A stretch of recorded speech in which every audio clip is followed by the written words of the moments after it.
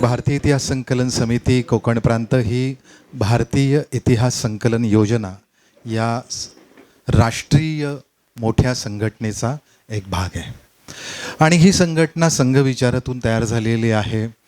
राष्ट्रीय सेवक संघाला 100 वर्ष पूर्ण झालेली आहेत. एक भारतीय समाज एका विशिष्ट वृत्तीने 100 वर्ष प्रवास करतो. आज जगातली सर्वात मोठी सामाजिक संघटना म्हणून राष्ट्रीय स्वयंसेवक संघाचं नाव आहे.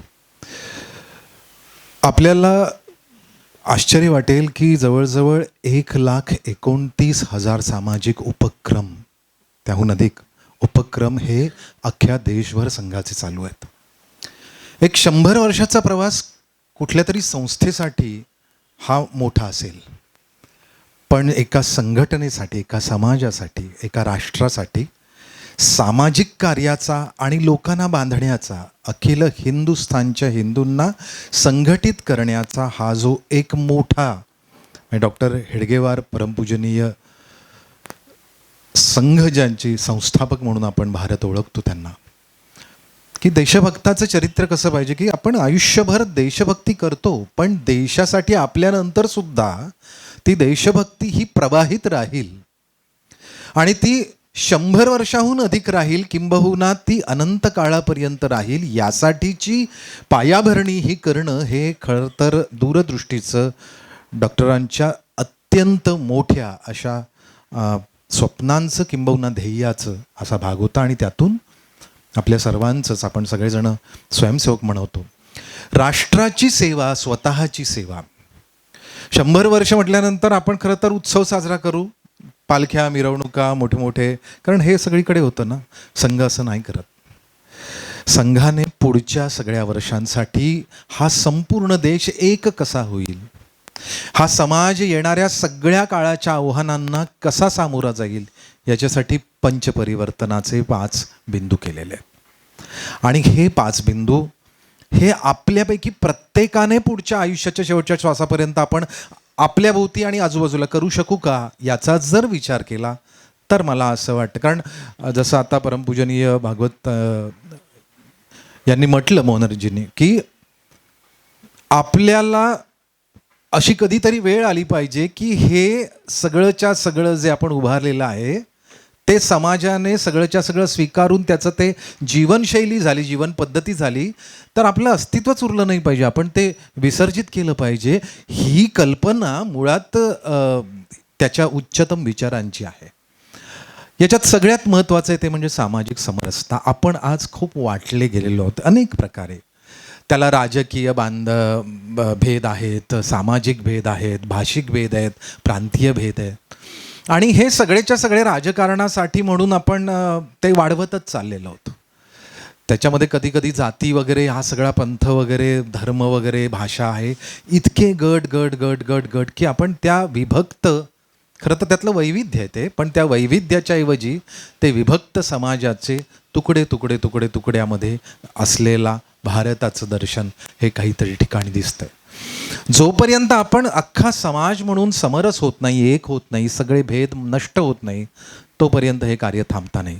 मग आपण अशा ज्या ज्या लोकांना असं वाटतं की आपण काहीतरी वेगळं, त्या प्रत्येकाबरोबर आपण त्याच्या घरी जाऊ, चहा पिऊ, खाऊ पिऊ, बोलू, त्यांच्या समारंभांना जाऊ, तर कदाचित हे सगळं समाज हळूहळू हळूहळू मैत्री, एक विश्वबंधुत्व आणि ते एक, ज्याला असं पण म्हणूया, भेदविरहित समाजाची रचना होईल. त्याचा पुढचा जो बिंदू लगेच येतो ते म्हणजे कुटुंब प्रणाली. मग ही कुटुंब प्रबोधन कसं होणार, तर आपण बघतो की न्यूक्लिअर फॅमिलीज झालेल्या आहेत, एक एक 2-2 व्यक्तींच्या. आता लिव्ह इन रिलेशनशिप सारखी कॉन्सेप्टमध्ये तर मुलंच नकोत.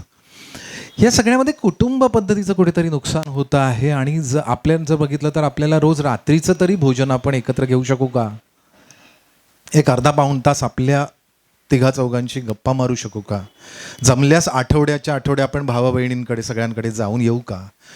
अशा रीतीने जर कुटुंब बांधलं गेलं तर कुटुंबामध्ये आपले पूर्वज कोणते, आपल्या प्रथा काय, परंपरा काय, आपल्या चांगल्या गोष्टी काय, आपल्यापैकी कोणी कोणी काय काय केलं, या सगळ्यातून एक मोठ्या प्रकारचा अभिमान आणि त्याची आवड निवड आणि आपल्या अस्तित्व जगेल. आणि त्या अस्तित्वातूनच पुढचा येतो भाग, तो म्हणजे स्वतःचा बोध, स्वदेशी. माझं अस्तित्व काय, मी जर हिंदू आहे, भारतीय आहे, भारतीय मुशीतला मातीतला आहे, तर याचं सगळं मला माहीत असणं, ते माहीत करून घेणं आणि माझ्या अस्तित्वाबद्दल म्हणजे माझ्या ज्याला असं पण म्हणूया की आपण नेहमी शर्ट पॅन्टमध्ये असू ना, परंतु आपण असं बघूया की घरात तरी आपण आपल्या भारतीय वेशात राहता येईल का. आपले जसे आजोबा वगैरे काहीतरी धोतर नेसत, बंडी घालत, काय हरकत आहे. बरमुडाच्या ऐवजी आपण ते कधीतरी घातलं, तेही फार छान हवेशीर असतं. मग मला असं म्हणणं आहे की त्या सगळ्यातून एक स्वदेशीपण, आपलेपण, भाषा, स्वभाषा, ज्या इतक्या सुंदर भारतीय भाषा आहेत, तमिळपासून ते काश्मीरीपर्यंत सगळ्या भाषांची आपली आपली गोडी आहे. त्या प्रत्येक भाषेचा अभ्यास केला, त्या त्या भाषेतल्या माणसाशी त्या त्या भाषेत बोललो, तर किती एक चांगला सुबंध तयार होईल. असा आत्मबोध, असा आपला इतिहास, हे आत्ता जे चालू आहे ना मित्र हो, ते स्वबोधच आहे. आपल्या राजांचा इतिहास, आपल्या राजघराण्याचा इतिहास. सूरजजींनी आता मौर्य सांगितलं, 4 पर्व, जवळजवळ 4 महिने ते बोलत आहेत आपल्याशी. आज अशोकाचं शेवटचं पुष्प बांधतील. हा सम्राट अशोक माझा आहे. त्याने जे बौद्ध धर्माचा प्रसार केला तो बौद्ध धर्म माझा आहे. ते आत्ता कानेरीवरती दिवसभर होते.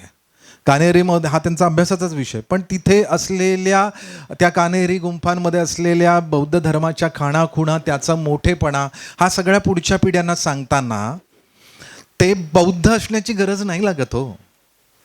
तो बौद्ध धर्म माझा आहे, कारण हे सगळेच पंथ, हे सगळे संप्रदाय हे माझे आहेत, ते या मातीतले आहेत. हा जो आत्मबोध आहे, हा जो स्वबोध आहे, याचा अभिमान आहे, तो जर बाळगला तर खूप मोठा आहे. आणि या सगळ्यातून महत्त्वाचं ते म्हणजे या वनविहारासारखी आपण किती वनविहार उभी करणार आहोत. बोरली सांस्कृतिक केंद्राचा मला अभिमान सारखा वाटतो, कारण ते केवळ आमचे पार्टनर आहेत, मैत्र आहेत म्हणून नाही. त्यांच्या सांस्कृतिक उपक्रमामध्ये पर्यावरणाची खूप मोठ्या प्रकारात काळजी घेतली जाते. आणि आपल्या पुढच्या सगळ्या, तुम्हाला असं जाणवत नव्हतं ना, पण आत्ता बघा ना, बाहेर जवळजवळ आपण मुंबईमध्ये फिरतोय, 36, 35, 37पर्यंत मी परवा बघितलं. लोकांना काही काही वेळेला उष्माघाताचे त्रास मुंबईत होत नव्हते, पण मुंबईत व्हायला लागलेत. हे कुठेतरी आपण विकासाच्या पाश्चिमात्य अशा शैलीवरती आपण जाताना कुठेतरी आपल्या भारतीय पर्यावरणाची, निसर्गाची सगळी जी काही मांडणी आहे ती आपण तोडतो आहोत, मोडतो आहोत का, याचा एक गांभीर्याने विचार आहे. मग आपण एखादं झाड लावूया का, मग आपण वर्षाला एक तरी झाड कुठेतरी आपण जाऊन लावू शकू, प्रयत्न करूया. हे आपल्यासाठीच आहे. हे जोपर्यंत 5ही बिंदू आपण जोपर्यंत आपल्यासाठी ठरवत नाही तोपर्यंत, कारण प्रत्येकाने ठरवलं तर समाज सगळ्याच्या सगळा ठरेल. आणि त्यामुळे हे सगळे बिंदू जे आहेत की आपल्या स्वबोधासाठी काय, सामाजिक समरसतासाठी काय, आपलं कुटुंब प्रबोधन काय, आपलं पर्यावरण काय, हे सगळे जे विचार आहेत हे येणाऱ्या 100 वर्षासाठी हा संकल्प आहे. तुमच्या आमच्यातल्या प्रत्येकाने जर हे ठरवलं, म्हणजे मी हे इतिहास कट्ट्याचा विषय नाही आहे, पण मला असं वाटतं की हा इतिहास कट्ट्याच्या पायातनं जाणारा असा प्रवाही आहे, विचार आहे. कारण या विचारावरच इतिहास कट्टा आहे. आपण सगळे का दर महिन्याला येतो, गेली आज जवळजवळ ललित म्हणाला की 30हून अधिक, आता जवळजवळ 3रं वर्ष पूर्ण होईल. एवढा मोठा टप्पा एक सातत्याने एक कट्टा करतो आहोत. आता आमची बोरिवली समिती विविध प्रकारे अनेक कार्यक्रम उपक्रमांना सुद्धा त्यांनी हात घातलेला आहे. कट्ट्याच्या बाहेर जाऊन अनेक लोकांची मांदी याळी इतिहासाच्या कार्यामध्ये. मगाशी कोणीतरी आमच्या बांधवाने सांगितलं, ज्येष्ठ बांधवाने, की इतिहासाला फार चांगले दिवस आलेत सध्या.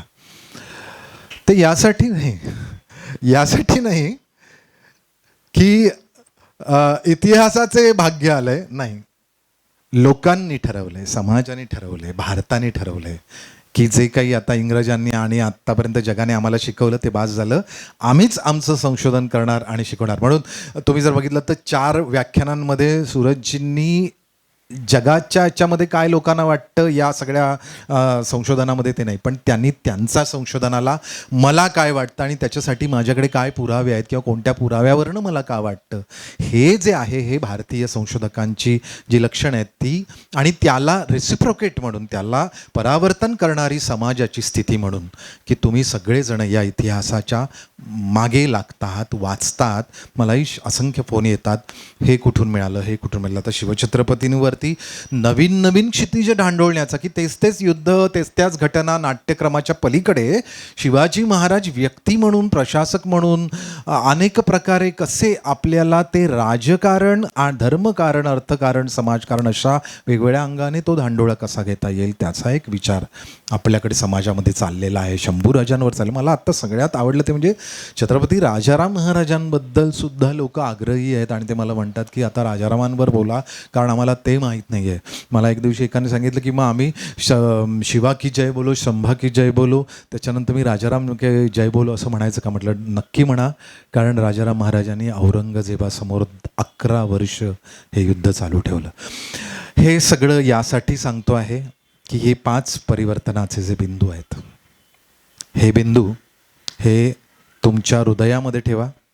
संघाने हे सगळ्यांच्या किंवा तुमच्या घरात आजूबाजूला नातेवाईकांना वगैरे संघाने संघटन व सेवा के 100 साल संघ यात्रा हे 20 रुपयाचं फक्त पुस्तक आहे, ज्याच्यामध्ये हिंदीमध्ये आहे, मुद्दामून सगळ्या भाषिकांना कळावं म्हणून.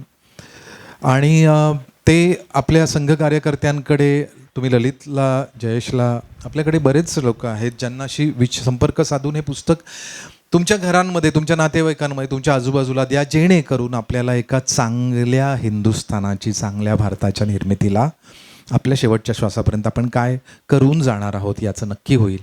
आणि माझी खात्री आहे की त्या समाजाच्या निर्मितीला आपण लागू, ज्या समाजाच्या निर्मितीची डॉक्टर हेडगेवारांना अपेक्षा आहे, ज्या हिंदुस्थानाची अपेक्षा आहे, आणि असा भारत आपण निर्माण करू. धन्यवाद मनापासून की तुम्हाला एक 5-10 मिनटं मी थांबवलं सूरजजींना. सूरजजी मला माहिती आहे की ते 7ला संपवतील, पण ते एवढ्या कमी वेळात इतक्या व्यवस्थित ते मुद्देसूद मांडतात याची मला खात्री आहे. आत्ता यूट्यूबला तुणीर आणि विजनरी यांच्या सगळ्या ग्रुपमुळे आपल्याला हे सगळं डिजिटलमध्ये आपल्याला मिळतं.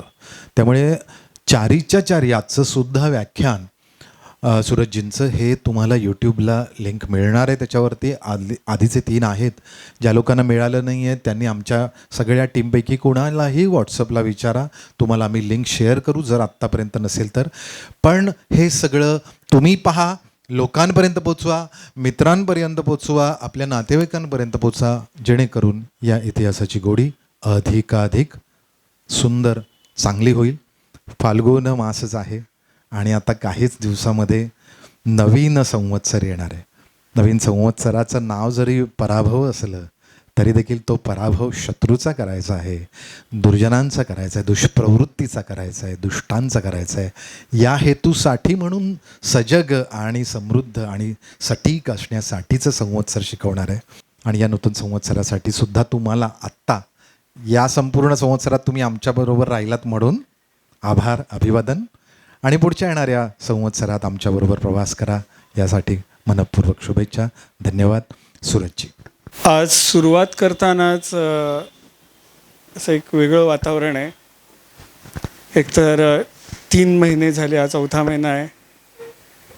जुनं वर्ष संपत आहे, नवीन वर्ष सुरू होत आहे. नवीन गोष्टी आपण काहीतरी ठरवलेल्या आहेत, त्या आपण करणार आहोत सगळेजण. आणि या सगळ्या पार्श्वभूमीवरती आज सम्राट अशोकावरती शेवटचं व्याख्यान या मालिकेतलं, त्यासंबंधी बोलण्यासाठी मी आज उभा आहे. परंतु त्याआधी हा जो सत्कार झाला माझा, त्याबद्दल 2 शब्द बोलतो. सत्कार अनेक होतात, पण आपल्यांकडून, घरच्यांकडून सत्कार होणं ही खूप महत्त्वाची गोष्ट असते. घरातल्या एखाद्या वडील माणसांनी पाठीवर हात फिरवून चांगलं केलंस, ही भावना आत्ता मनामध्ये आहे. मी धन्यवाद वगैरे म्हणून त्याची काही अर्थच नाही आहे त्याला, कारण त्या भावना आहेत आणि त्या शब्दातून नाही व्यक्त होऊ शकत.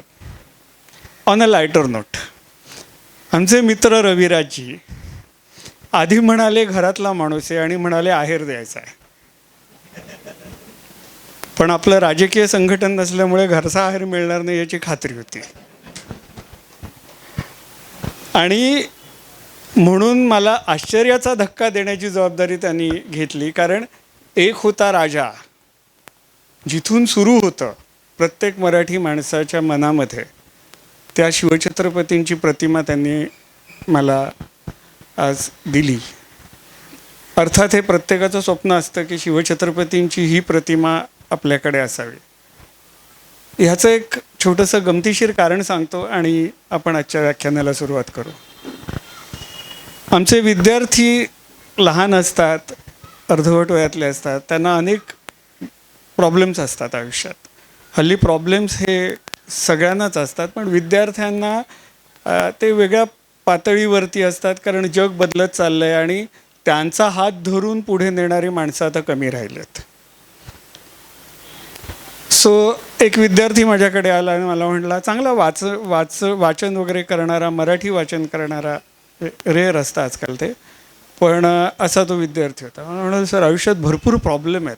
म्हटलं, बाळा तुझं वय काय? आयुष्यात भरपूर प्रॉब्लेम आहेत हे वाक्य बोलायला, आयुष्य म्हणजे काहीतरी असतं आणि त्याच्यासाठी काहीतरी एक वय जावं लागतं. तर म्हणाल, सर पण आहेत, काय करू?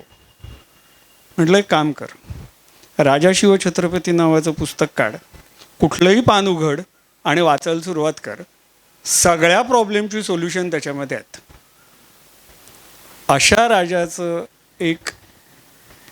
राजाची एक प्रतिमा आज भेट म्हणून मिळणं ही फार मोठी गोष्ट आहे कोणत्याही इतिहासाच्या अभ्यासकासाठी. आता या राजाकडून या राजाकडे जाऊ. आपण गेले 3 महिने मौर्य साम्राज्यातले राजे, त्यांचा काळ, त्यांच्या काळाचं सुवर्णयुग आणि त्यांचं समाजाला त्यांनी जे काय देणं दिलेलं आहे याविषयी चर्चा केली. त्या संदर्भातले काही साहित्यिक पुरावे, वाङ्मयीन पुरावे, पुरातत्वीय पुरावे ह्यांचा उहापोह केला. आणि म्हणून या चौथ्या आणि शेवटच्या व्याख्यानाचं नाव देवानाम पियेन पियदसी असं ठेवलं आहे. ह्या 4 व्याख्यानांचं जे प्रेझेंटेशन बनवून दिलं ते आमचे मित्र मानस वैद्य ह्यांनी अगदी जेन्युनली एक स्लाईड काढून त्याचा विचार करून त्याची बॅकग्राऊंड बघून, नाही सर हे तिकडे बरोबर आहे. सो त्यांचेही मी आभार मानतो की त्यांनी एवढं स्वतः इन्व्हॉल्व होऊन वेळ देऊन हे सगळं केलं. आणि त्यांनीच मला सुचवलं की सर आपण हे नाव ठेवूया. तर हे नाव का? त्यांनी हे सांगितल्यावर आम्ही दोघांनी नुसतं एकमेकांकडे बघितलं आणि स्मित केलं. कारण त्याला काय म्हणायचं होतं ते मला कळलं आणि मला काय कळलंय ते त्याला कळलं. हे खूप कमी वेळा होतं. सम्राट अशोक हा राजा आहे हे मुळात 19व्या शतकापर्यंत आपल्याला माहितीच नव्हतं. त्याचे जे उपलब्ध शिलालेख होते, अभिलेख होते, पुराभिलेख होते, त्या सर्व लेखांमध्ये त्यांनी स्वतःला हे नाव घेतलेलं आहे. त्या नावाचा अर्थ काय मित्रांनो? जो देवांना प्रिय आहे असा. देवांना कोण प्रिय असतो हे त्यांनी त्याच्या आयुष्यातनं दाखवलं. त्या राजाची गोष्ट आज आपण, त्या राजाच्या आयुष्याचा उत्तरार्ध आपण बघणार आहोत. कारण युजली सम्राट अशोकाबद्दल बोलताना आपण त्याच्या आयुष्याचे पूर्वार्ध उत्तरार्ध असे 2 भाग करतो. आधीच्या व्याख्यानात आपण कलिंग युद्ध आणि सम्राट अशोक याविषयी चर्चा केली. आता कलिंग युद्धोत्तर सम्राट अशोक याविषयी आपण चर्चा करणार आहोत. अर्थात माणूस जितका मोठा तितकी त्याची नावं, ठेवलेली नावं, दिलेली नावं आणि त्याच्याभोवती गुंफलेलं एक मिथकांचं, पुराकथांचं वलय. ह्या सगळ्या गोतावळ्यातनं आपल्याला तो राजा शोधावा लागतो.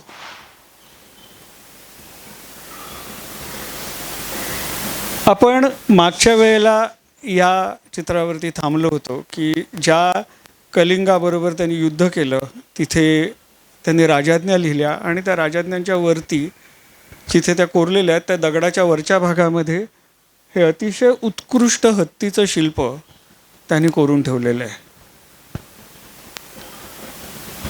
हा जो देवांना प्रिय असलेला राजा होता, त्याच्याबद्दल आपल्याला बौद्ध वाङ्मयामध्ये, बौद्ध साहित्यामध्ये एक अवदान कथा मिळते आणि त्या कथेचं नाव आहे अशोकावदान, ज्याचा मी एक त्रुटक उल्लेख पूर्वी केलेला होता मागच्या व्याख्यानामध्ये. अनेक इतिहासकार सम्राट अशोकाची जी मांडणी करतात, सोयीची मांडणी करतात, त्याच्यासाठी प्रामुख्याने त्यांनी ह्या कथेचा उपयोग केलेला आपल्याला दिसतो.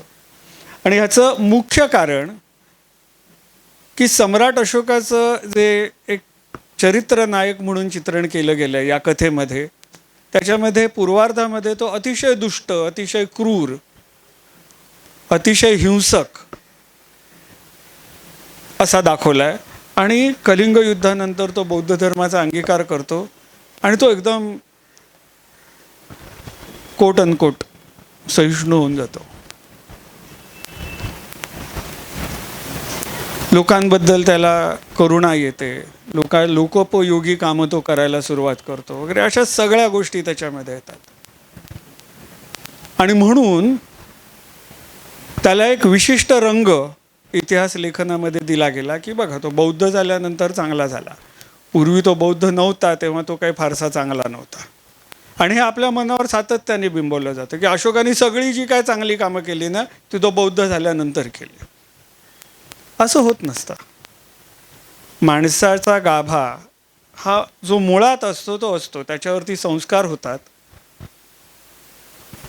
आणि त्याच्या वागण्यात परिवर्तन आलं तरी त्याचा जो मूळ गाभा असतो तो फारसा बदलत नाही. आणि राजा जो असतो, जो सम्राट असतो, तो एका युद्धानंतर त्याचा गाभा बदलला वगैरे हे जरा फार जास्त होतं. नाही तर आज अमेरिका आणि इराण युद्ध चालू नसतं, गाभा कधीच बदलला असता. हे आपल्याला आजूबाजूला दिसत असताना आपण ही साधनं चाचपडून बघत नाही. आणि शाळेतली लहान लहान मुलं जो प्रश्न मला विचारतात किंवा तुमच्यापैकी काही जणांना विचारत असतील, मग अशी त्यांना सरांशी बोलत असतानाही हा प्रश्न पटकन आला, सर हे पुस्तकात लिहिलेलं मग चुकीचं आहे का? याचं मुख्य कारण आपण आपल्या मुलांना विचार करायला शिकवत नाही. स्वतंत्र विचार करा, स्वतंत्र विचार करून प्रश्न विचारा. आणि म्हणजे सम्राट अशोकासारखे जे काय युगपुरुष होऊन गेले, ज्यांनी या भारतवर्षाची ओळख वेगळ्या पद्धतीने जगाला करून दिली, त्यांचं मोठेपण कळेल. तो पूर्वी फार वाईट होता आणि नंतर तो किती चांगला झाला हे दाखवण्यासाठी, म्हणजे नंतरचं चांगलेपण बिंबवण्यासाठी त्याच्या पूर्वार्धात त्याला दुष्ट करणं हे कथेमध्ये उत्तम वाटू शकतं. कारण राजपुत्राच्या गोष्टी आपण सगळेच ऐकतो, त्याच्यामध्ये पूर्वार्धात सगळं चांगलं असतं, मग मध्ये सगळं वाईट होतं आणि मग पुन्हा सगळं चांगलं होतं. हा पॅटर्न असतो आणि तो पॅटर्न तुम्हाला या सगळ्या गोष्टींमध्ये आपल्याला पाहायला मिळतो. त्यामुळे सम्राट अशोक किती दुष्ट होता हे त्या कथेवरनं समजून घेण्यापेक्षा तो स्वतःबद्दल काय म्हणतो हे त्याच्या शिलालेखांमधनं समजून घेऊ आणि मग आपण आपलं मत बनवू की त्या माणसाने नक्की काय केलं.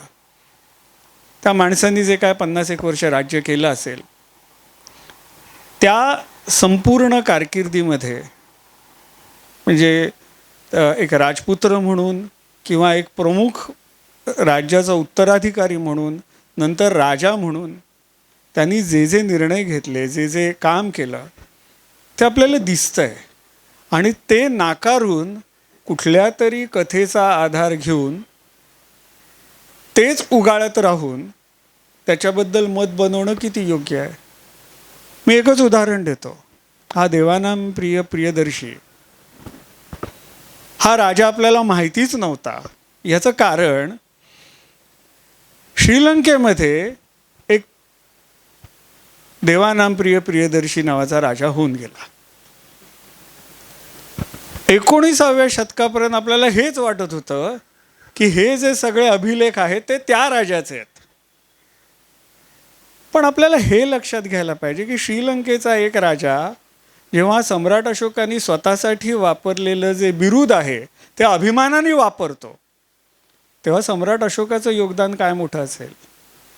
दुसऱ्या राष्ट्राचा जो त्याच्या सीमारेषेवरती आहे असा राजा, म्हणजे अर्थशास्त्राच्या भाषेत सांगायचं तर त्याचा नैसर्गिक शत्रू जेव्हा त्या राजाचं नाव घेतो आणि सांगतो की मी त्याच्यासारखा आहे, त्याचा मोठेपणा आपण त्या एका गोष्टीमध्ये बघणार आहोत का, हा विचार आपल्याला करायला हवा. सम्राट अशोकाच्या विषयी अनेक गोष्टी आपल्याला माहिती आहेत. अनेक गोष्टी म्हणजे अनेक आर्किओलॉजिकल सोर्सेस आपल्याला माहिती आहेत आणि त्यातले अनेक आहेत ते त्यांनी स्वतः करून घेतलेले आहेत. सम्राट अशोकाच्या कारकिर्दीविषयी बोलताना सगळ्यात महत्त्वाची गोष्ट जी पुढे येते ती म्हणजे त्यांनी उत्कीर्ण करून घेतलेले 14 राजाज्ञा, ज्याचा एक सेट त्यांनी बनवला आणि त्याच्या राज्यभरात विविध ठिकाणी त्यांनी त्या राजाज्ञा करून घेतल्या. ज्यांना वाचता येत नाही, ज्यांना समजत नाही, अशांसाठी तिथे वाचणारा माणूस ठेवला आणि त्यांनी सांगितलं की हे जे काय लिहिलं आहे ते लोकांना समजलं पाहिजे, समाज एकत्र बांधला गेला पाहिजे. या राजाज्ञांमध्ये आहे काय, या राजाज्ञांमध्ये अनेक गोष्टी आहेत. उदाहरणच द्यायची झाली तर आईवडिलांची कसं वागावं, समाजामध्ये श्रमण आणि ब्राह्मण ह्यांच्याशी कसं वागावं, हे संन्यासी आहेत किंवा संन्यास न घेता ज्ञानार्जन करणारे ब्राह्मण आहेत, ह्यांचं समाजातलं स्थान काय आहे, त्यांच्याशी आपण कसं वागलं पाहिजे, तीर्थयात्रा का केली पाहिजे, तीर्थयात्रा कशी केली पाहिजे. तो म्हणतो मी स्वतः केली आहे तीर्थयात्रा आणि मग मी तुम्हाला सांगतोय, हे तो त्याच्या राजाज्ञांमध्ये सांगतो. अशा 14 राजाज्ञा त्यांनी करून घेतल्या आणि त्याचे सेट विविध ठिकाणी कोरून घेतले आणि ते ज्यांना वाचतात, मी परत सांगतोय, तो वाचणारा माणूस नेमून तिथे येणाऱ्याला ते समजावून सांग. अर्थात तो काय रोज समजावून सांगत नसेल, एखाद्या समारंभाच्या वेळेला किंवा ज्याला आपण उत्सव म्हणतो अशा वेळेला त्या राजाज्ञांचं पठण केलं जात असेल, सांगितल्या जात असतील. परंतु अशा राजाज्ञा त्यांनी अनेक ठिकाणी कोरवून घेतल्या, हे खूप महत्त्वाचं आहे. अगदी मुंबईच्या जवळ म्हणजे आपल्याकडे सोपाऱ्याला त्याच्या 2 राजाज्ञा सापडलेल्या आहेत, नाला सोपाऱ्याला. कर्नाटकामध्ये मास्कीला सापडलेल्या आहेत. म्हणजे अगदी अफगाणिस्तानपासून कर्नाटकापर्यंत त्याचं राज्य जेवढं म्हणून पसरलं होतं तिथे त्यांनी त्या राजाज्ञा लिहिल्या. आणि सगळ्यात महत्त्वाचं म्हणजे स्थानिकांना समजतील अशा भाषेमध्ये लिहिल्या. त्यांनी त्या सगळ्या मागधी भाषेमध्ये लिहिलेल्या नाही आहेत, त्याच्यात स्थानिक भाषेचा कुठेतरी एक ती झलक तुम्हाला दिसते. म्हणजे इकडची जुनागडची ही ह्या ज्या काय इन्स्क्रिप्शन्स आहेत, ह्या ज्या राजाज्ञा आहेत, त्याच्यातली भाषा थोडी थोडी वेगळी आहे, स्थानिकांना समजण्यासाठी लिहिलेली आहे. तुम्ही अफगाणिस्तानात बघितलात तर त्याची लिपी देखील वेगळी आहे, खरोष्टी लिपीत लिहिलेले लेख आहेत. स्थानिकांना समजले पाहिजेत, त्यांच्यापर्यंत हे संस्कार गेले पाहिजेत आणि समाज एकसंध बांधला गेला पाहिजे. या एकत्र नैतिक मूल्यांवरती तो उभा राहायला पाहिजे, ही एक राजाची दृष्टी होती. मगाशी रविराजजी म्हणत होते ना की आता पराभव नाम संवत्सर येणार, पण अशा संवत्सरांची काळजी ज्यांना वाटते, आपल्याकडे संस्कृतमध्ये असं म्हणतात की राजा कालस्य कारणम, यांचा राजा नीट नाही आहे. त्यांनी या प्रमुख 14 राजाज्ञा कोरल्या, तशा इतरही छोट्या छोट्या राजाज्ञा कोरल्या. ज्या राजाज्ञांमध्ये काही स्थानिक जे काही गरजा होत्या, ॲडमिनिस्ट्रेटिव्ह गरजा होत्या, त्या ॲड्रेस करण्यासाठी, त्या सांगण्यासाठी त्यांनी त्या राजाज्ञा कोरून घेतल्या आणि त्या दगडावरती व्यवस्थित कोरलेल्या आहेत, ज्या आजही वाचता येतात. तुम्ही आजही छत्रपती शिवाजी महाराज वस्तू संग्रहालयात गेलात तर नालासोपाऱ्याचा तो जो दगड आहे तो तिथे म्हणजे भग्नावस्थेत आहे, पण तो तिथे ठेवलेला आहे. आणि जर ती लिपी आपण शिकलो, अगदी सोपी लिपी आहे, ती लिपी आपण शिकलो तर उभ्या उभ्या वाचता येईल एवढ्या ठळक. आणि म्हणजे आम्ही त्याला अंकलिपी स्टाईल म्हणतो की आपण लहान मुलांना जी बाराखडी गिरवायला देतो ना, त्या पद्धतीच्या अक्षरवाटिकेमध्ये त्या कोरलेल्या आहेत की जेणेकरून त्या कोणालाही वाचता याव्या अशा पद्धतीने. त्याच्यानंतर त्याचे स्वतःनी उभे केलेले स्तंभ आहेत. आता ह्या राजाज्ञा हा त्याचा राजधर्म म्हणून येतात आणि त्यांनी उभे केलेले स्तंभ हा त्याचा वैयक्तिक जो काही राजा व्यतिरिक्त त्याचं जे काय आयुष्य आहे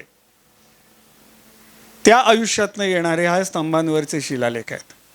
त्यांनी सगळ्या महत्त्वाच्या बौद्ध ठिकाणी हे असे स्तंभ उभे केले आणि त्याच्यावरती लेख लिहिले. आपल्याला हे माहितीच नव्हतं की भगवान बुद्धांचा जन्म कुठे झाला. ते सम्राट अशोकामुळे कळलं, कारण लुंबिनीला, नेपाळमध्ये लुंबिनी नावाचं जे गाव आहे तिथे त्याचा स्तंभ सापडला आणि त्यांनी त्या स्तंभावर चक्क लिहून ठेवलेलं आहे की या ठिकाणी भगवान बुद्धाचा जन्म झाला आणि म्हणून या गावाचा शेतसारा मी माफ करतो. चक्क लिहून ठेवलेलं आहे. त्यामुळे आपल्याला एक्झॅक्ट स्थान जे माहिती आहे की भगवान बुद्धांचा जन्म कुठे झाला तो या माणसामुळे माहिती आहे. आणि त्यांनी ही तीर्थयात्रा केलेली आहे. म्हणजे इसवी सनाच्या पूर्वी 3ऱ्या शतकात जे तो करू शकला ते राजा म्हणून त्यांनी सर्व केलं. आता राजा म्हणून जेव्हा तो एक श्रावक असतो, एक आपल्यासारखा सामान्य माणूस असतो, तेव्हा तो काय करतो याचं एक गमतीशीर उदाहरण आपल्याला सारनाथच्या त्याच्या शिलालेखामध्ये मिळतं. सारनाथला त्यांनी स्तंभ उभा केला, म्हणजे त्याला आपण ध्वजस्तंभ असं म्हणू. ध्वजस्तंभ ही एक फार गमतीशीर संकल्पना आपल्याकडे. कुठलंही देवालय असेल, कुठलाही प्रासाद असेल, देवाचा प्रासाद असेल, तर त्याच्या समोर ते देवालय किंवा तो प्रासाद कोणत्या देवतेचा आहे त्याचं अंकन स्पष्ट करणारी एखादी प्रतिमा स्तंभावरती उभी केली जाते. मुख्यतः त्या देवाचं वाहन किंवा एखादं आयुध त्या स्तंभावरती अंकित केलं जातं. म्हणजे आपण जर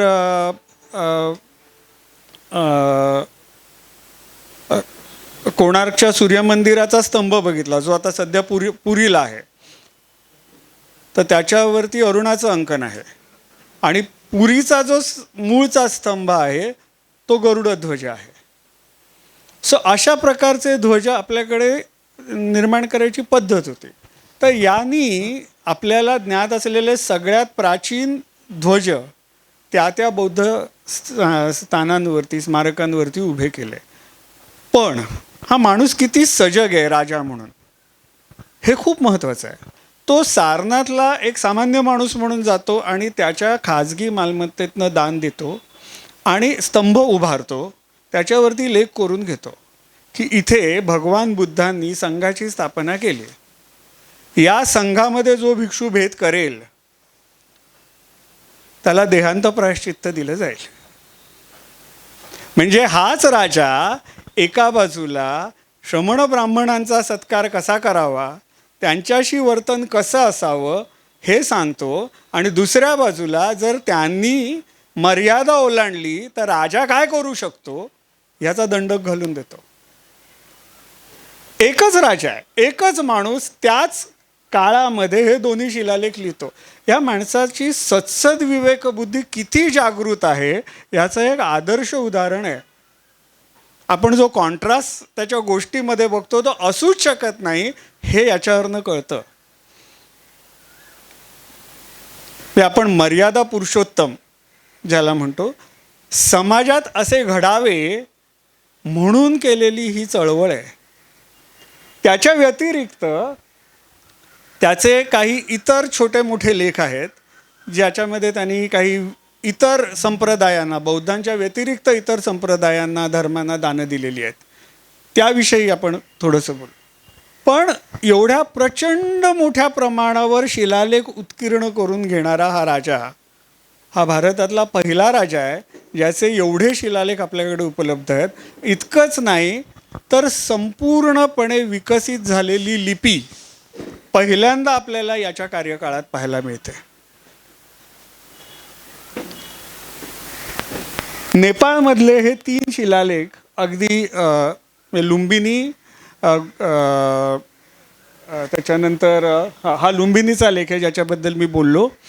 त्याच्या पुढचा जो लेख आहे तो निगली सागरचं आहे. लुंबिनीपासून साधारण एक 10-20 किलोमीटरवरती ही जागा आहे. आणि तिसरा गोटी हवा म्हणून एक जागा आहे, तिथेही हा स्तंभ सापडलेला आहे. त्याच्यावरचा लेख आत्ता त्या ठिकाणी नाही आहे, पण त्याच्यावरती लेख होता हे आपल्याला माहिती आहे. सो साधारण 20 किलोमीटरच्या अंतरामध्ये त्यांनी हे 3 स्तंभ उभारले. त्यातल्या 2 वरती शिलालेख आहे ते आज आपल्याला माहिती आहे.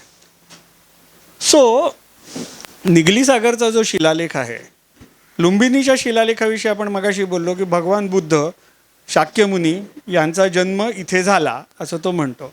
तसाच निगली सागरच्या लेखामध्ये तो सांगतो की कनकमुनी नावाचा जो बुद्ध होता त्याचा जन्म इथे झाला आणि म्हणून इथला शेतसारा मी माफ करतो. याचा अर्थ त्याच्या काळी बुद्ध ही एक परंपरा असावी, कारण तो अनेक बुद्धांच्या जन्मस्थानाविषयी बोलतो, तिथे दिलेल्या भेटींविषयी बोलतो, तिथले शेतसारे माफ केलेले आहेत त्याच्याविषयी बोलतो. आणि हा सगळा संप्रदाय साधारणतः 20 ते 40 किलोमीटरच्या अंतरातला आहे. तिथला तो प्रचार झालेला संप्रदाय असावा ज्याच्यातनं शाक्यमुनी बुद्ध एका वेगळ्या पातळीवरती धर्मप्रचार करू शकले आणि ते गौतम बुद्ध म्हणून आज आपल्याला ज्ञात आहेत. आणि तेही सांगतात स्वतःच्या अनेक प्रवचनांमध्ये की प्रत्येक बुद्ध ही संकल्पना अस्तित्वात आहे. आपल्यापैकी अनेक जण प्रत्येक बुद्ध होऊ शकतात. त्यांनी शिकवलंच पाहिजे असं नाही. माझ्यासारखं म्हणजे असं ते म्हणतात, मी नाही, माझ्यासारखं म्हणजे असं ते म्हणतात. सो ह्या सगळ्या इतिहासाच्या नोंदी सजगपणे 2300 वर्षापूर्वी करणारा हा राजा होता. म्हणजे त्याला काळाचंही भान होतं, त्याला स्थळाचंही भान होतं. आपली ओळख ज्या चिन्हामुळे आहे ते आपलं चिन्ह म्हणजे अशोकचक्र आणि तो जो स्तंभ आहे आपलं नॅशनल एम्ब्लेम ज्याला आपण म्हणतो, तो सम्राट अशोकानेच दिलेला आहे. म्हणजे आपण असं मी बरेच वेळा मुलांना म्हणतो की तुम्ही हे जाऊन बघायला पाहिजे. याचं कारण ते बघितलेलं असतं, फोटो असतो, ऐकलेलं असतं, पण जेव्हा तुम्ही प्रत्यक्ष समोर जाऊन ते बघता त्याचं अंगावर येतं. म्हणजे त्याच्यावरती आजही इतकी सुंदर झिलाई आहे, इतकं सुंदर पॉलिश आहे की त्याच्यामध्ये तुमचा चेहरा दिसतो. आणि गंमत सांगायची तर 1920-25 पर्यंत रस्त्याच्या कडेला पडलेलं होतं हे जे आपल्याला नॅशनल एम्ब्लेम म्हणजे 4 सिंह आणि अशोक चक्र जे आपण म्हणतो, रस्त्याच्या कडेला सारनाथमध्ये पडलेलं होतं. अर्थात तेव्हाची एकूण जाण जी होती या इतिहासाबद्दलची ती वेगळी होती, त्यामुळे त्याच्याबद्दल आत्ता दुःख व्यक्त करण्यात काही पॉईंट नाही. पण ऊन वारा पाऊस सगळं सोसून त्या रस्त्याच्या कडेला पडलेल्या त्या नॅशनल एम्ब्लेमचं आजचं सुद्धा पॉलिश बघितलं तर तुम्ही स्तंभित होऊन जाता. त्याच्यावरती हे असं अशोकचक्र त्यांनी करून घेतलेलं होतं. त्याचेही तुकडे आपल्याला मिळालेले जे सारनाथच्या म्युझियममध्ये आहेत. ही पण सम्राट अशोकाची देण आहे. ह्याचं एक कला म्हणून, एक कलासक्त म्हणून जरी याचा अभ्यास आपण केला किंवा नुसतं if we try to appreciate that, आपण जागेवरून हलूच शकत नाही. 4 सिंह आपल्या अंगावर येतात. हे असं साधारण एक 3.5-4 फुटाचं ते अख्खं सिंहस्तंभ शीर्ष आहे आणि त्याच्यातला तो जो जिवंतपणा आहे तो आजही जाणवतो. एवढे वर्ष वारा ऊन पाऊस सगळ्या नैसर्गिक आपत्ती भोगल्यानंतर तुम्ही विचार करा या माणसाची कलासक्ती, कलादृष्टी काय असेल. एका बाजूला त्यांनी लिपी समृद्ध केली, एका बाजूला त्यांनी लोकांना नैतिकता सांगितली आणि दुसऱ्या बाजूला हा असा कलासक्त माणूस होता. त्यांनी घडवलेलं एकही शिल्प आपण क्लासिक नाही असं म्हणूच शकत नाही. आज उपलब्ध असलेलं म्हणजे वैशालीचं सिंहस्तंभ शीर्ष असू दे, रामपूर्वाचं म्हणजे like bull, I think bull pillar capital is at Rampurva, ही जी सिंहस्तंभ, ही जी स्तंभशीर्ष आहेत हे स्तंभशीर्ष आहे. हे जे काय मी 4 फुटाचं स्तंभशीर्ष म्हटलं ते स्तंभशीर्ष आहे. खालचा अख्खा खांब 20 फुटाचा आहे. सो हा अख्खा खांब उभा करणारा, त्याच्यावर एवढं सुंदर स्तंभशीर्ष उभा करून घेणारा हा राजा होता. सगळ्यात महत्त्वाची गोष्ट म्हणजे हे जे स्तंभ त्यांनी घडवलेत त्या सगळ्या स्तंभांचा दगड एका खाणीतनं आलेला आहे. तुम्ही बघा वैशाली म्हणजे आज बिहारमध्ये पटण्यावरनं तुम्हाला पुढे 1 तास बसनी प्रवास करून जायला लागतं, पटना. आणि ही खाण जी आहे ती सारनाथच्या जवळ 20 किलोमीटरवर आहे. सारनाथवरनं अख्खा एकसंध 20 फुटाचा दगड काढायचा, तो गंगेत उतरवायचा, गंगेतनं तो पटण्यापर्यंत न्यायचा, पटण्यातनं तो गंडकीमधनं वैशालीला न्यायचा, तिथून तो बाहेर काढायचा. तुम्ही विचार करा, हा 20 फुटाचा चुनखडीचा दगड आहे, लांब एकसंध, तो कुठेही तुटलेला नाही आहे. त्याचा स्तंभ घडवायचा आणि तो उभा करायचा. काही काही स्तंभ तर 25-27 फूट उंच आहेत. हे आपण स्तंभित होतो की हे कसं केलं असेल या माणसाने. म्हणजे फिरोजशाह तुघलक नावाचा एक राजा होऊन गेला, तो म्हणला नाही मला हा स्तंभ पाहिजे. त्याला माहिती नव्हतं काय आहे कसला स्तंभ आहे, कारण सम्राट अशोकाला तोपर्यंत विसरून गेले होते लोक. तो आपण महम्मद बिन तुघलक म्हणजे गमतीने आपण त्याला वेडा महम्मद म्हणतो, त्याचा हा काका. सो फिरोजशाह तुघलक म्हटला मला दिल्लीमध्ये स्तंभ पाहिजे. म्हणजे स्तंभ पाहिजे, आणायचा कसा? तो म्हणे नाही, दिल्लीच्या जवळ मेरठला स्तंभ आहे, तो उचलून आणा, मला आवडला. ठीक आहे. तारीख फिरोजशाहीमध्ये त्याचं अख्खं वर्णन आहे की कसा तोंडाला फेस आला, तो स्तंभ उखडून काढला, तो तुटू नये म्हणून त्याला कापूस गवताच्या गंजा सगळ्या गुंडाळून त्याला आडवा केला, मग लाकडाच्या ओंडक्यांवरती टाकून हत्तींच्या मदतीने त्याला सरकवत नदी किनारी आणला, मग तिथून तो हळूहळू यमुनेतनं खालती आणला, मग दिल्लीला तो पुन्हा बाहेर काढला आणि मग पुराणा किल्ल्याच्या समोर नाही ह्याच्या तुघलकाबादच्या समोर फिरोजशाह कोटला त्या किल्ल्यामध्ये नेऊन उभा केला. आज आपण त्याचं काय करतो? इंटरेस्टिंग आहे. फिरोजशाह तुघलक वेडाच होता, त्याबद्दल माझं काही म्हणणं नाही. आपण काय करतो? आज त्या स्तंभाची खामबाबा म्हणून पूजा केली जाते. ज्यांना मुलं होत नाही ते तिथे जाऊन नवस बोलतात आणि त्याच्यावर नारळ फोडतात. अशोक तळमळत असेल असो विचारा. हा म्हणजे एवढे सजग होत आपण या सगळ्याविषयी. पुढे अशोक राजा बौद्ध झाला याविषयी अनेक गोष्टी आपण ऐकतो. त्यांनी त्याच्या राजधर्मामध्ये कुठेही बौद्ध धर्म आणलेला नाही. त्याच्या एका मायनर इन्स्क्रिप्शनमध्ये तो सांगतो की बौद्ध धर्मातले हे ग्रंथ तुम्ही वाचले पाहिजेत. म्हणजे तो नुसताच पढतमूर्ख नव्हता, त्यांनी स्वतः हे ग्रंथ वाचलेले होते आणि त्याच्यातलं नक्की काय घ्यायचं हे त्याला माहिती होतं. तो यादी देतो की हे ग्रंथ वाचले पाहिजेत जर तुम्हाला बौद्ध धर्माचं पालन करायचं असेल तर. If you want to understand what Buddhism is, read this. मी बुद्धिझम शिकायची सुरुवात याच ग्रंथांवरनं केली आणि खरंच सांगतो एक वेगळी दृष्टी प्राप्त होते त्या संपूर्ण तत्वज्ञानाला समजून घेण्यासाठी. म्हणजे हा राजा जो होता त्यांनी एक युद्ध झालं, मग नाही आता मला अहिंसा पाहिजे म्हणून तो बौद्ध. हे एवढं सोपं नाही आहे. त्यांनी अभ्यास केला आहे, त्यांनी समजून घेतलं आहे आणि त्यांनी स्वतःचा वैयक्तिक धर्म बौद्ध धर्म म्हणून स्वीकारल्यानंतर कुठल्याही राजकारणामध्ये, राजकारण म्हणजे राजाच्या कर्तव्यामध्ये हा धर्म नाही येऊ दिला, हे तत्वज्ञान नाही येऊ दिलं. त्यांनी सांगितलं श्रमण आणि ब्राह्मण both are to be respected. ही जी नैतिकता होती ती निरक्षीर विवेक मांडून त्यांनी समाजापर्यंत पोचवली आणि त्याचं अंतिम उद्दिष्ट हेच आहे की समाज एकसंध राहावा. तो सांगतो की समाजात उत्सव कसे साजरे करावे. एका राजाज्ञेमध्ये तो स्पष्ट सांगतो समाजात उत्सव कसे साजरे करावे. आणि त्याच्यातली एक फार गमतीशीर गोष्ट आहे, आपल्या उत्सव साजरे करण्याने इतरांना त्रास होणार नाही याची काळजी घ्यावी. सम्राट अशोकाने लिहून ठेवलेले आहे. मग तो त्याच्यात अहिंसा सांगतो की उगाचच प्राण्यांचे बळी देऊ नका, उगाचच हे करू नका, ते करू नका. त्याच्यामध्ये एक गोष्ट ही पण आहे की आपल्या उत्सव सादरीकरणाने इतरांना त्रास होऊ नये याची काळजी घ्यावी, आणि ही राजाज्ञा आहे त्याची. म्हणजे ऑप्शनल काही नाही आहे याच्यामध्ये. म्हणजे एवढा निरक्षीर विवेक त्या माणसाच्या ठाई आहे.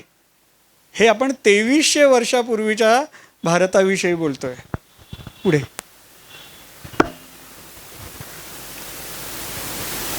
सम्राट अशोकाची ही जी राजाज्ञा आहे, ही दुसरी राजाज्ञा ज्याला आम्ही म्हणतो, 14 पैकी दुसरी राजाज्ञा. त्याच्यामध्ये तो सांगतो की माझ्या सीमेवरती कोणती कोणती राज्य आहेत, आणि त्याची त्यांनी यादी दिली की चोल आहे, पांड्या आहेत, सातीय पुत्र आहेत, केरळ पुत्र आहेत, आणि तांबपण्णी आहे. तांबपण्णी म्हणजे श्रीलंका.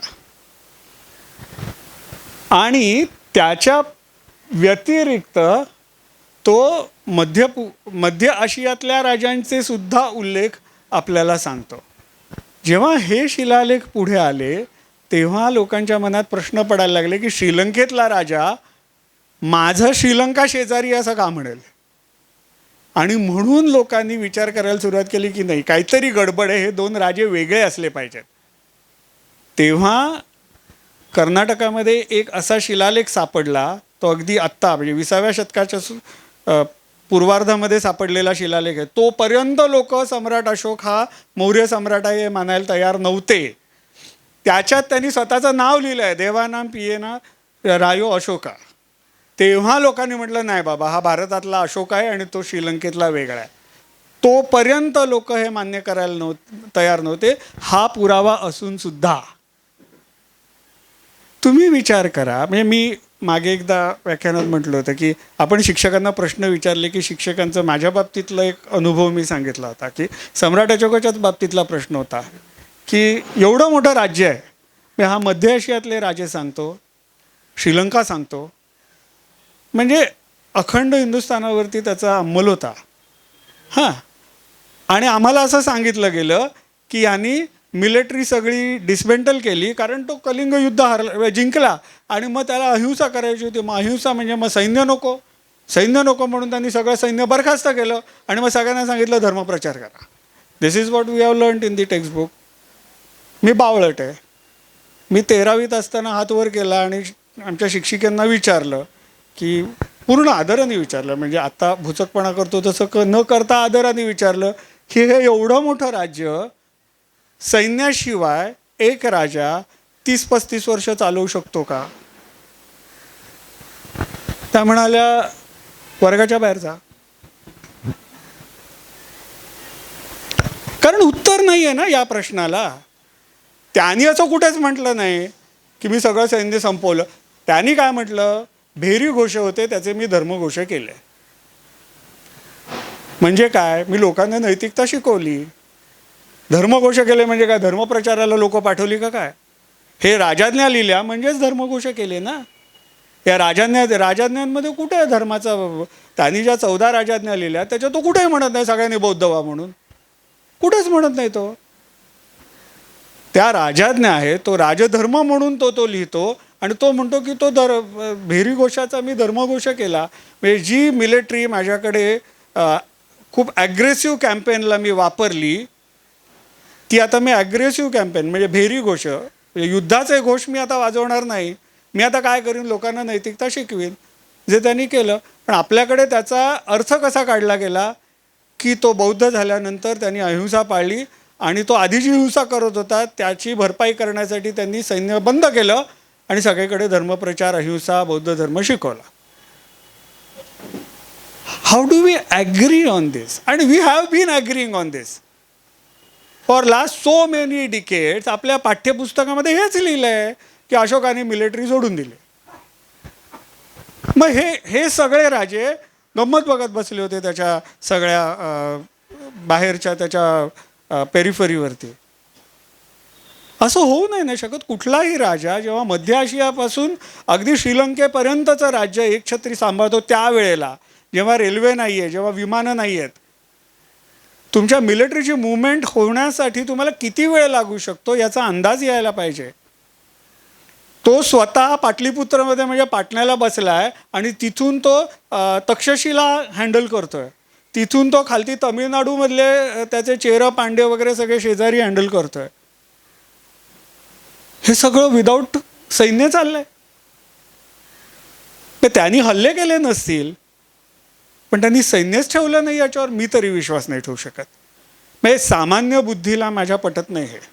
काही विद्वानांच्या बुद्धीला पटत असेल तर मग त्यांच्या बुद्धीची कीव करण्याव्यतिरिक्त माझ्याकडे पर्याय नाही. सम्राट अशोकाने, म्हणजे बौद्ध धर्मामध्ये फार गमतीशीर एक एक्सप्रेशन आहे की सम्राट अशोकाने 84,000 स्तूप बांधले.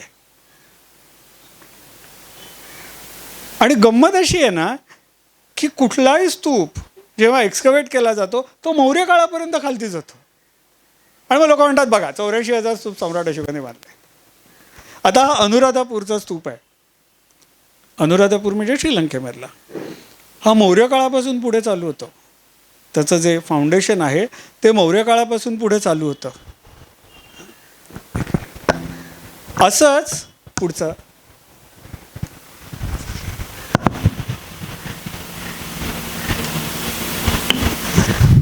हा जो आहे तो काठमांडू मधला आहे.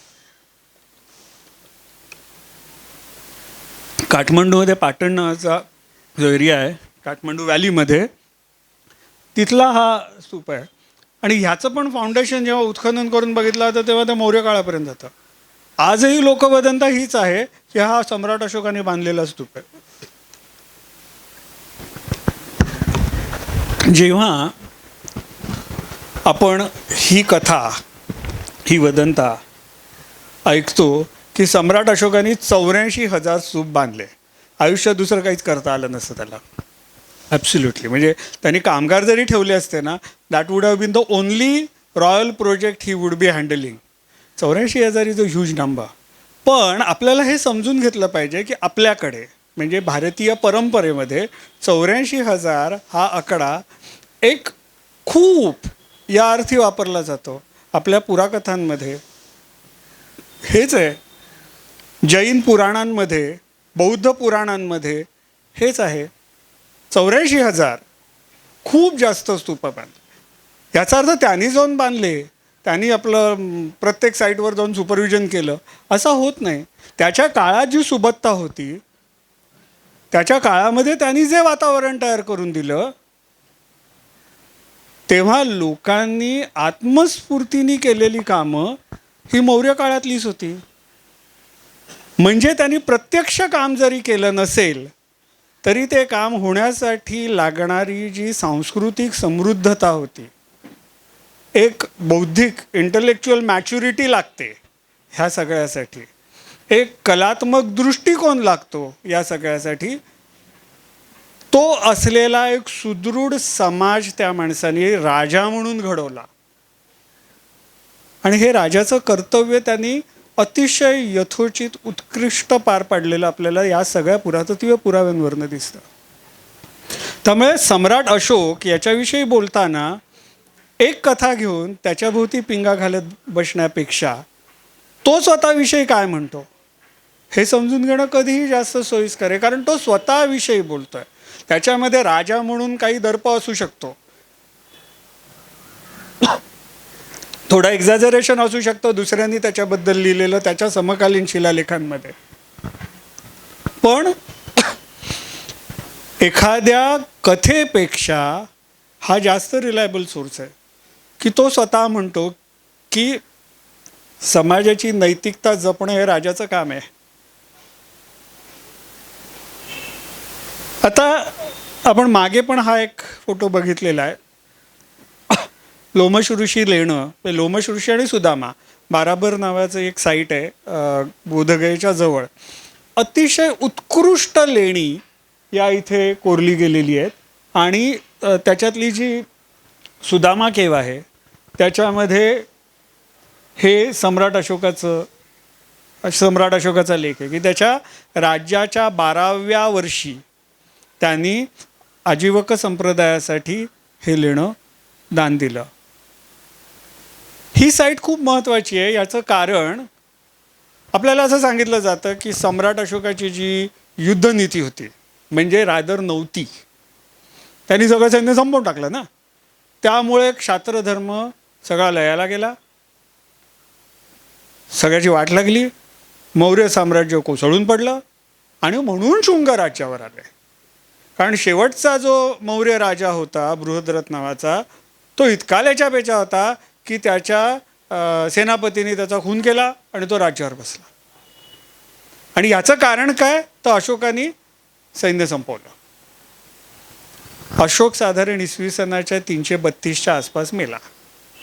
आणि हे सगळं झालं ते 285च्या नाही 232च्या आसपास अशोक मेला असेल.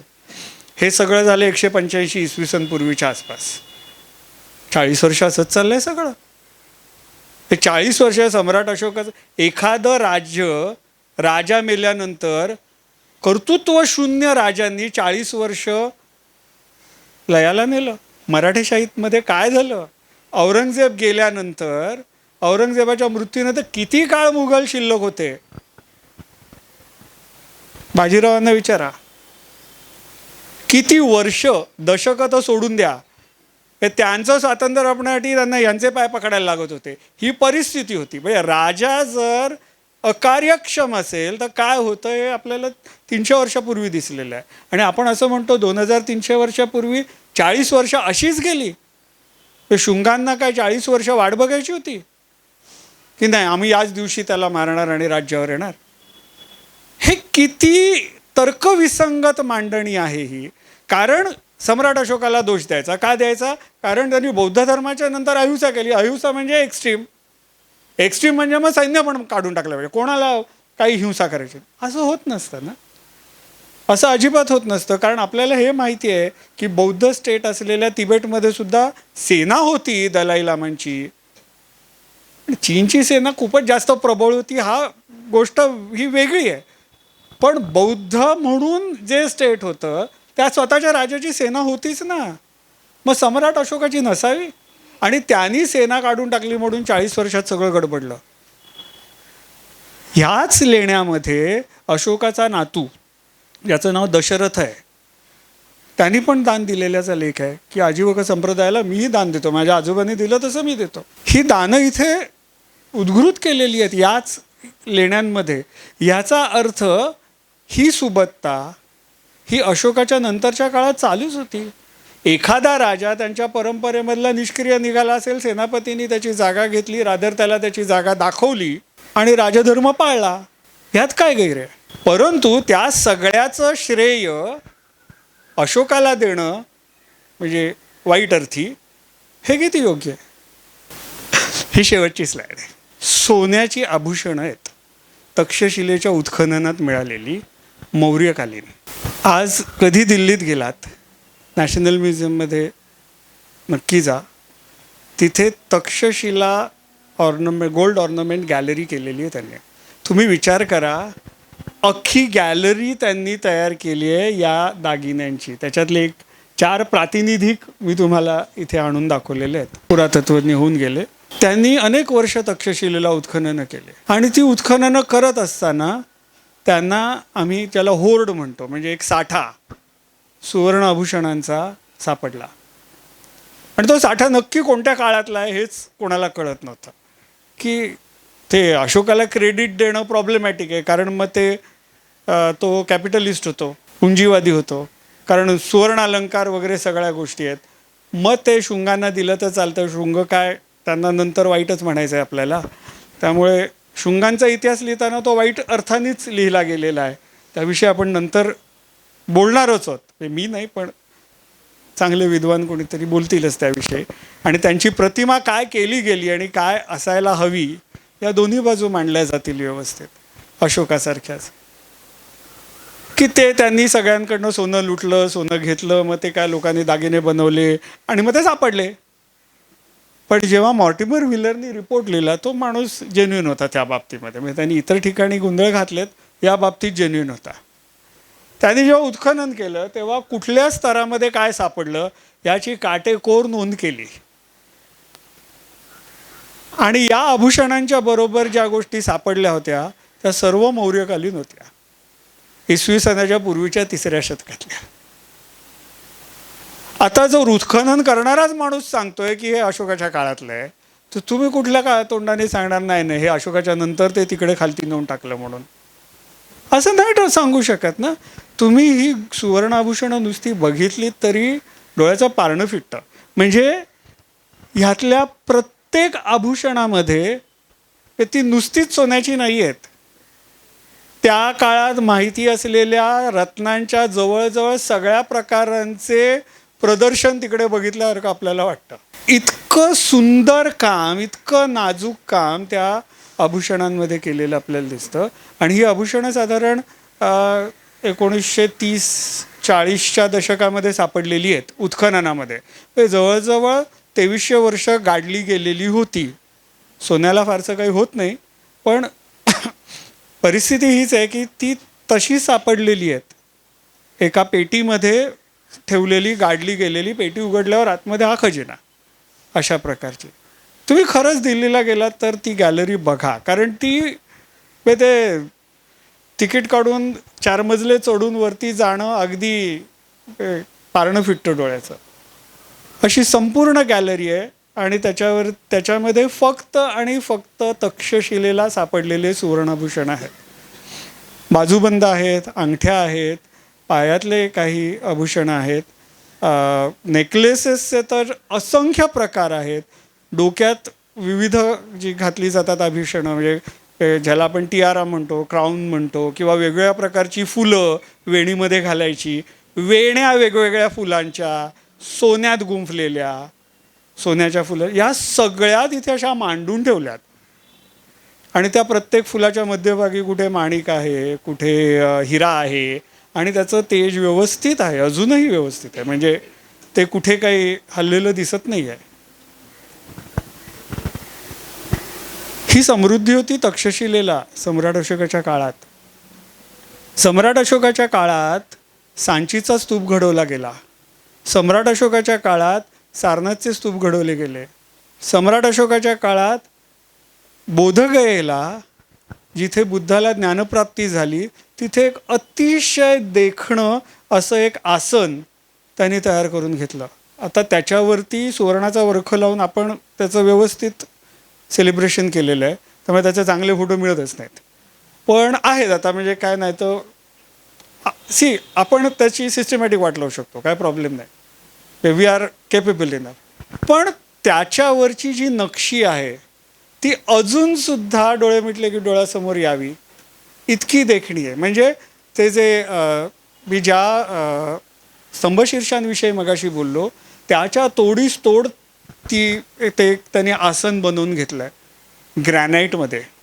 ग्रॅनाईटमध्ये ही कलाकुसर करणं, वेलबुट्टी काढली आहे त्याच्यावर ग्रॅनाईटमध्ये कोरून. जो ग्रॅनाईट खूप चांगला दगड, खूप टणक दगड म्हणून आपण ओट्याला लावतो, चांगला पॉलिश होतो म्हणून, त्याच्यामध्ये तो किती टणक असतो याची आपल्याला कल्पना आहे, किती जड असतो याची त्याच्यामध्ये त्यांनी हे कोरून घेतलं आहे. आणि तो म्हणतो की मी ते बघून आलो आहे, कारण मी तीर्थयात्रेला तिथे गेलो होतो. हा राजा आहे, हा कलासक्त राजा आहे, हा नीतिमत्ता असलेला राजा आहे, हा समाज घडवणारा राजा आहे, हा समाजाला नैतिकता देणारा राजा आहे, हा समाज बांधणारा राजा आहे, समाजाला दिशा देणारा राजा आहे, आणि म्हणून तो देवांना प्रिय आहे. थँक्यू. धन्यवाद सूरजजी. मला जे मी मुद्दामून 5 परिवर्तनामधलं एक ठेवलं होतं बाजूला, जे कदाचित आमच्यापैकी काही लोकांना कळलं असेल, ते मला या व्याख्यानानंतर तो बिंदू सांगायचा होता की राजाज्ञा अशोकाच्या ज्या आहेत त्या त्यावेळचा समाज काहीही कुठल्याही प्रकारे कुठलाही अभिनिवेश न ठेवता मानत होता. मग आपणच आपल्या लोकांनी we the people of India म्हणून जे संविधान निर्माण केलं आहे, त्या संविधानाने केलेले कायदे, त्या संविधानाचे नीती नियम हे आपण का तोडतो? इथून जाताना आपण सिग्नल चालू असता बंद असता तो पाळत का नाही? कचरा टाकायचा नाही आहे, थुंकायचं नाही, साध्या साध्या या सगळ्याच्या नियमावली आहेत, कायदे आहेत, गुन्हे करायचे नाही आहेत सगळे. त्यामुळे कर्तव्य पालन, नागरिक शास्त्र आपण शिकतो, ते नागरिक म्हणून होणं हे शेवटचं महत्त्वाचं परिवर्तन आपल्या स्वयंशिस्तीमध्ये येतं. आभार प्रदर्शन करतील, पण मला सूरजजींचं हे 4थं पुष्प संपवताना त्यांचं अभिनंदन करायचं आहे की खऱ्या अर्थाने एक होता राजा. चंद्रगुप्तापासून अशोकापर्यंत आपण किती वैभव संपन्न विचार, नीती आणि सर्वच अर्थाने या जगातले होतो आणि ते कुठेतरी संशोधनातून आपण आपल्याला कळतंय. हे एक होता राजा या पर्वाला ज्यावेळेला आम्ही सगळ्यांनी मिळून ठरवलं त्यावेळेला त्याच्या मागचा उद्देश हेच होता की आम्ही किती वैभव संपन्न होतो हे शिवछत्रपतींपर्यंत आपण येणार, पण तोपर्यंत आपण प्राचीन काळातही किती होतो. आता ते म्हणालेप्रमाणे प्रत्येक राजांबद्दल, राजघराण्यांबद्दल कुठे कुठे अपवाद किती लोकांनी कसे कसे बिघडवून ठेवलेले आहेत, ते आता सुधरवायला म्हणून जी संशोधकांची फौज आपली लागलेली आहे, या सगळ्यांना आपण इकडे पाचारण करणार आहोत. पुढचं ज्यावेळेला इतिहास कट्ट्याचं पुष्प नवीन वर्षात असणार आहे आपल्या, त्यावेळेला नवीन राजघराणे येणार आहे आणि ते म्हणजे त्यांनी आत्ताच उल्लेख केला शृंग, आणि त्या शृंग घराण्यावरती सुद्धा आपण चांगले संशोधक आपल्याशी बोलतील. त्याची ही कदाचित 2-3 व्याख्यानांची मालिका होईल.